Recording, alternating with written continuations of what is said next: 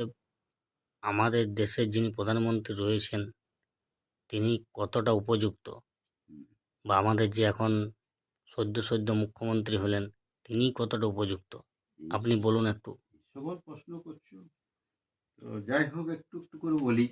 হুম দেখো, যিনি প্রধানমন্ত্রী আমাদের, আমি মনে করি আমার দৃষ্টিতে যে ভারতবর্ষে প্রধানমন্ত্রী অনেকে এসছেন, আরও রয়েছেন, কিন্তু ইনি যে প্রধানমন্ত্রী হয়েছেন, নরেন্দ্র দামোদর দাস মোদী, তিনি কিন্তু আজ পর্যন্ত এইরকম সব রকম জ্ঞানসম্পন্ন প্রধানমন্ত্রী ভারতবর্ষ পায় নাই।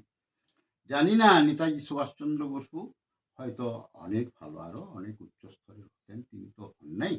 তো তারপরে শ্যামাপ্রসাদ এসছিলেন, তো তারপরে বল্লভভাই প্যাটেল, এদের তুলনা করা যায় না।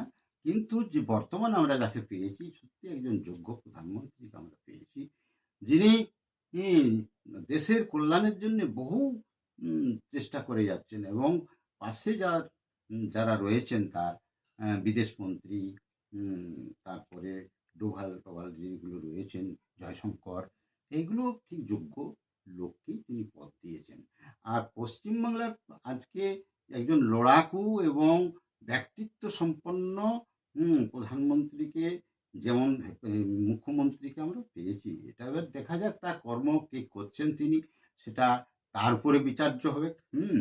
তবে আশা করছি এবং দেখেছি যেটা ভেতরটা, যে তিনি সত্যি একজন যোগ্য মুখ্যমন্ত্রী হয়েছেন। কিন্তু পূর্বে আমাদের এইভাবে চিন্তা ভাবনাগুলো যদি আসতো, আজকে আমরা বহু বছর পিছিয়ে গেছি ভারতবর্ষ, মানে বিশেষ করে পশ্চিমবঙ্গ। কি করে না, 34 বছর একটা জামানা গেছে, সেখানেও আমাদের কিছু উন্নতি বা কল কারখানা আর বাড়ে নাই, কিছু হয় নাই, শুধু ক্ষতিই হয়েছে। আবার 34 বছর পরে আবার এই যে 15 বছর, এই 15 বছরে কল কারখানা বলে কিছু নাই।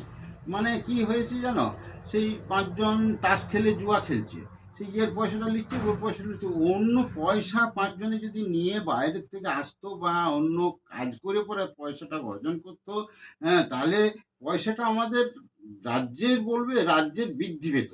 সেই আমাদের যা ধনভাণ্ডার আছে সেইগুলোকে শেষ করে সেইগুলোকে দিয়েই, তারপরে দেখো আমাদের যে কতগুলো কোম্পানি হয়েছিল এই তৃণমূল আসার আগে, সেই কোম্পানিগুলো সারদা, নারদা, রোজভ্যালি, সানমার্ক, তারপরে বেসিল, এই বহু রকম কোম্পানি হয়েছিল, তার যে কোটি কোটি টাকা, সেই কোটি কোটি টাকা